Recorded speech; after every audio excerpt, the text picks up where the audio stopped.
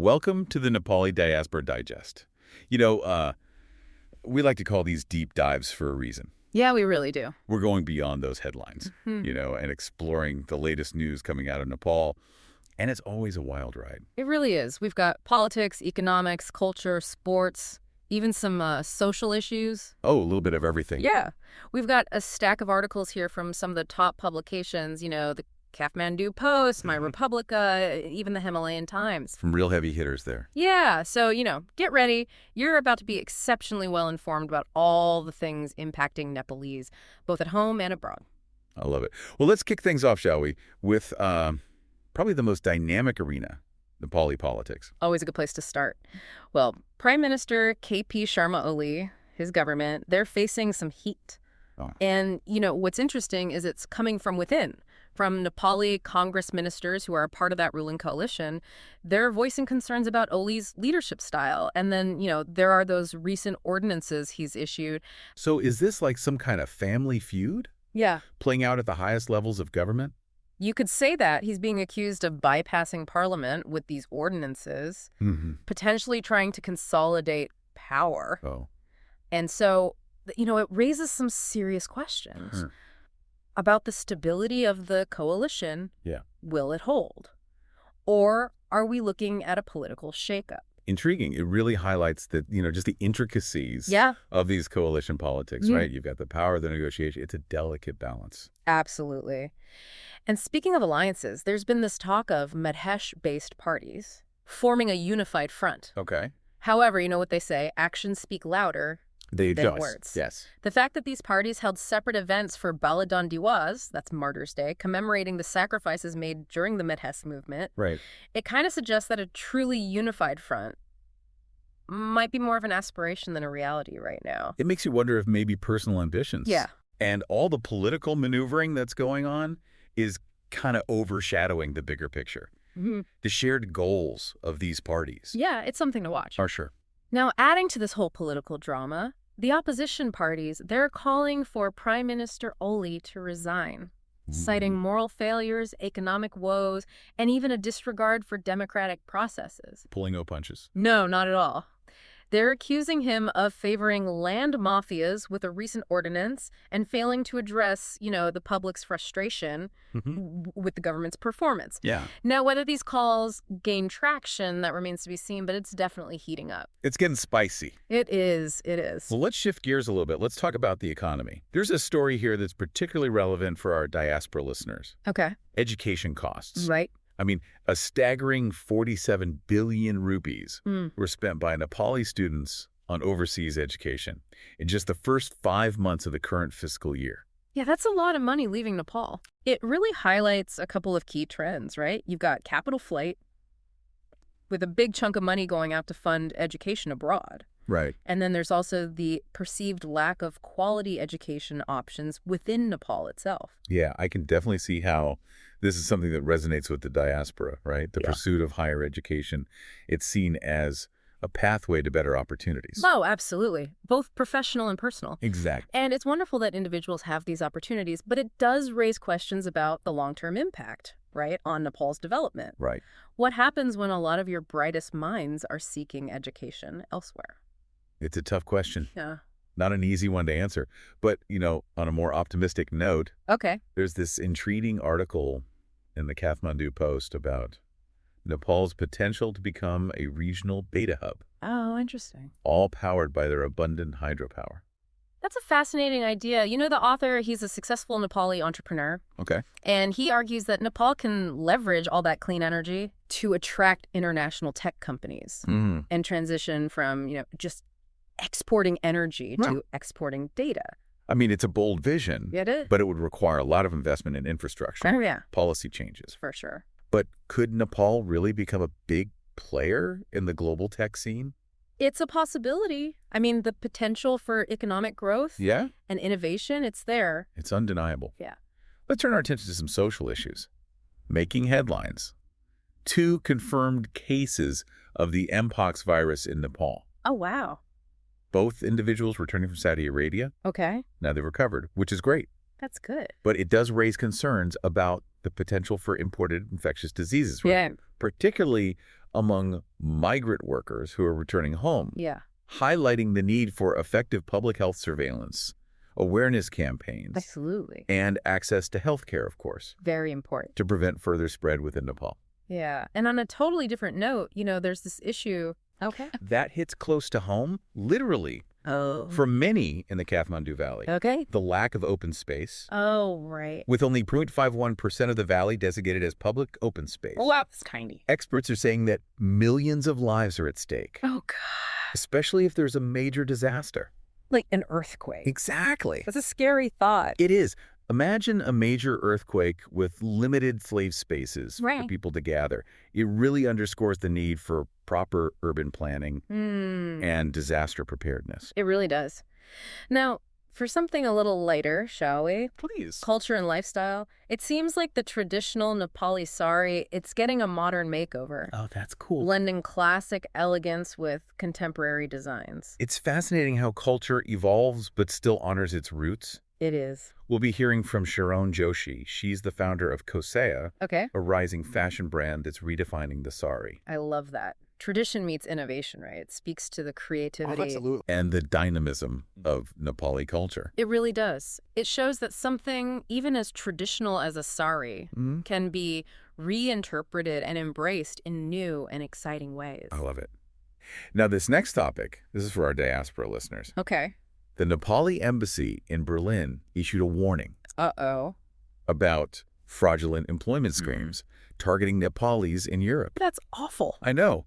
They often lure individuals with promises of these, lucrative jobs. Right. But unfortunately, they often lead to exploitation and even human trafficking. Oh, that's terrible. It is. It's a reminder for all of us in the diaspora Yeah. to be very cautious, verify information before making any decisions. Especially ones that could jeopardize your safety. Yes, exactly. If something sounds too good to be true, it probably is. It probably is. Do your research. Be wary of anything that seems unrealistic. Right. Or requires you to pay up front. All right, let's wrap up this first part of our deep dive with some exciting news from the world of sports. I love it. Both the Nepali men's and women's Kho teams have made history, advancing to the finals of the Kho World Cup in India. Wow.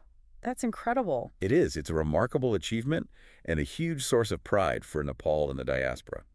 Seeing them compete on the world stage like that I know. and excelling, Yeah. it's truly inspiring. And, it's not just about winning or losing, although winning would be amazing, Oh, for sure. but it's about showcasing Nepali talent Absolutely. and athleticism to a global audience. It's about putting Nepali sports on the map Yes, and inspiring the next generation. exactly. Speaking of inspiring young athletes, we have to mention the Nepali U19 women's cricket team. They made their debut at the ICC U19 Women's T20 World Cup Oh, wow. in Malaysia. Fantastic. They did face a tough loss against Bangladesh in their opening match. Okay.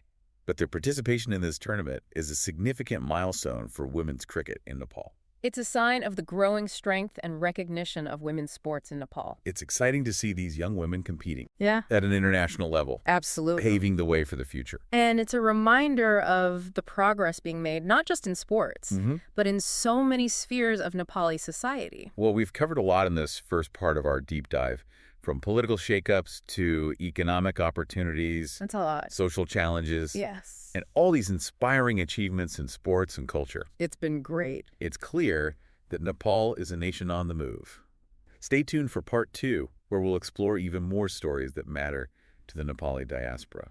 Welcome back to our Nepali Diaspora Digest. Before we jump into more news, Yeah. I think we should acknowledge the Nepali U19 women's cricket team's debut at the ICC U19 Women's T20 World Cup. Oh, absolutely. They faced a tough loss against Bangladesh, but just their participation, it's a victory in itself. It really is a testament to their dedication and their talent. Yeah, It's a sign that women's cricket in Nepal is growing. it really is.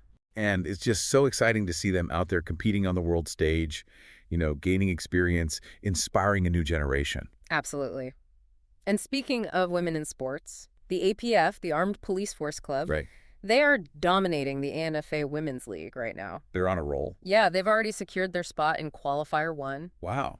with 2 matches still to go. It's impressive. It is. Yeah. It really showcases the talent and depth of women's football within Nepal's departmental teams. For sure. And it's not just the APF, right? Oh, yeah. The Tribhuvan Army Club and the Nepal Police Club, they've also secured their places in the playoffs. That's right. It's great to see these institutions really investing in women's sports. Yeah, it creates a much more competitive environment. Right. Which ultimately benefits the national team. Exactly. Many of these players, they're also part of the Nepali national team. Right. So this league, it's a fantastic platform for them to hone their skills, and compete at a high level. Absolutely. Now let's talk about something that affects everyone, both in Nepal and, those of us living abroad with families back home. Okay. Food security. You're right.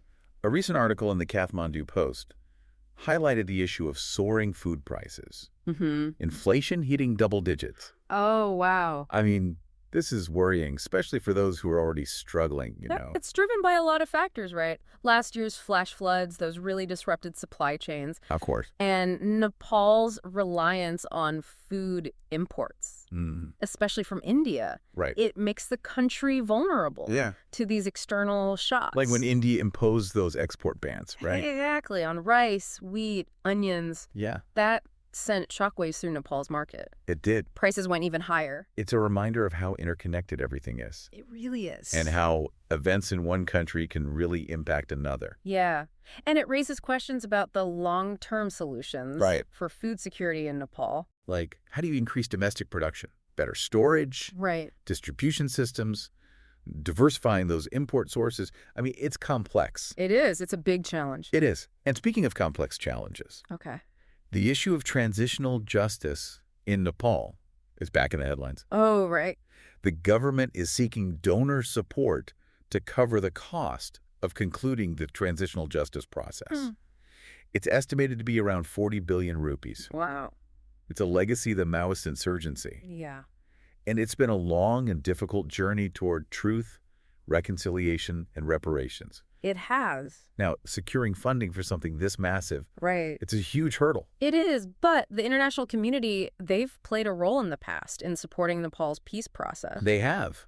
And it's important to remember that transitional justice, it's about more than just money. It is. It's about acknowledging the victims, right, holding perpetrators accountable, and preventing future human rights violations. It's about building a just society that respects human rights and is committed to peace. For sure. And it's challenging, often painful. It is. But it's essential for healing and moving forward. Now, before we move on, we want to remind our UK listeners about a fantastic resource. Okay. Belayat.uk. Right. That's BELAYAT.UK. Belayat.uk is your one-stop shop for everything you need. It is. As a Nepali living in the UK. Whether you're looking for jobs, housing, events, or just want to connect with the community. It's got you covered. It really does. It's a valuable platform that bridges the gap between Nepal and the UK. Absolutely. It fosters a sense of community, makes it easier to thrive. It does. All right, back to the news. Let's talk about the recent controversy surrounding the government's use of ordinances. Okay. Prime Minister Oli issued 5 at once. Wow. Which drew criticism from opposition parties. Yeah, they accused him of bypassing Parliament. Rightly so, some might say. Yeah, this isn't the first time he's used ordinances, and it probably won't be the last. Probably not. But it does raise concerns about checks and balances, within the Nepali political system. Yeah, and whether this approach undermines democratic processes. It's definitely something to watch closely. It has implications for the balance of power and the future of governance in Nepal. It does.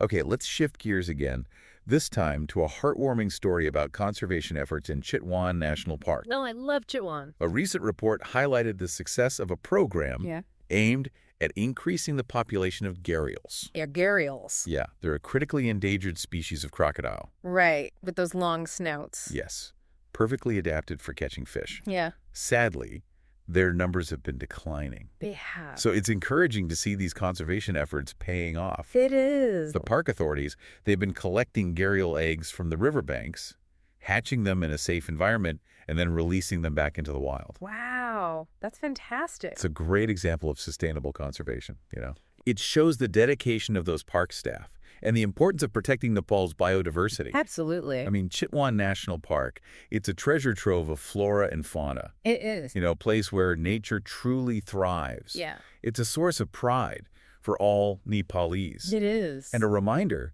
that even amidst all the challenges, there's still so much beauty in our homeland. There really is. It really does make you feel good to hear about those conservation efforts, you know. It does. It reminds us that even with all these complex challenges, there's still hope for positive change. Absolutely. And speaking of positive change, an article in the Himalayan Times caught my eye about the potential of high-end tourism in Chitwan. Oh, interesting. You know, imagine luxury travel experiences, but also promoting those sustainable practices and benefiting the local communities. That's a really cool idea, blending economic growth and environmental responsibility. Exactly. The article mentioned a hotel called Siddhartha Vilasa. It's in Soraha. It's known for being eco-friendly and having, like, world-class amenities. Oh, nice. It sounds like a perfect example of tourism that's both luxurious and responsible. Right. You get to experience the best of Nepal with minimal impact on the natural beauty. It's that win-win. Yeah. For tourists and local communities. Exactly. All right, well, let's touch on a topic that's on everyone's mind, whether you're in Nepal or abroad. Okay. The rising cost of living. Right. Public debt in Nepal. It's reached over 2,536 billion rupees. Wow. Exceeding 44% of the GDP. That's a lot. It is. And it raises concerns about the country's economic outlook. It's a challenge a lot of developing countries face, right? Yeah. Trying to find that balance between economic growth, social welfare programs, and managing debt. It's a juggling act. You really is. It requires careful planning, strategic decision-making. Oh, for sure. To ensure sustainable development. Right. Without burdening future generations. It really does highlight the complexities. Yeah.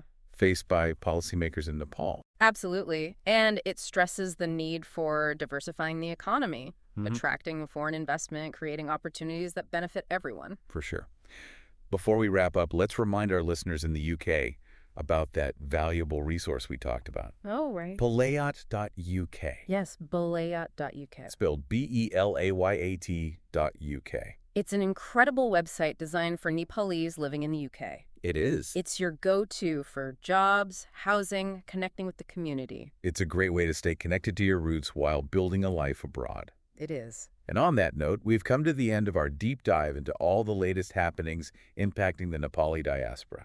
I feel like we covered so much today. We did. Political tensions, economic challenges, inspiring stories of cultural evolution, sporting achievements, conservation successes. It's been a journey. It has. I hope everyone found it informative Me too. and insightful. As promised, here are a few key takeaways for everyone to think about. All right. That coalition government, its stability is still up in the air. Nepal has this unique opportunity to leverage hydropower for growth in that digital age. Right. But the lack of open space in the Kathmandu Valley, that's a serious threat if a major disaster were to hit. It is. And for those abroad, you got to be vigilant about those job offers that seem too good to be true. Yeah, be careful out there. And of course, Nepali sports, they're making their mark on the world. They really are. For those who want to go deeper, stay updated on all things Nepal, check out nepalidiaspora.net. It's a fantastic resource. And lastly, we love hearing from you. Share your thoughts, your feedback, suggestions for future deep dives. It helps us make this show better. Absolutely. Your input matters. It does. Until next time, stay curious, stay informed, and stay connected to those Nepali roots. Dhanyabad.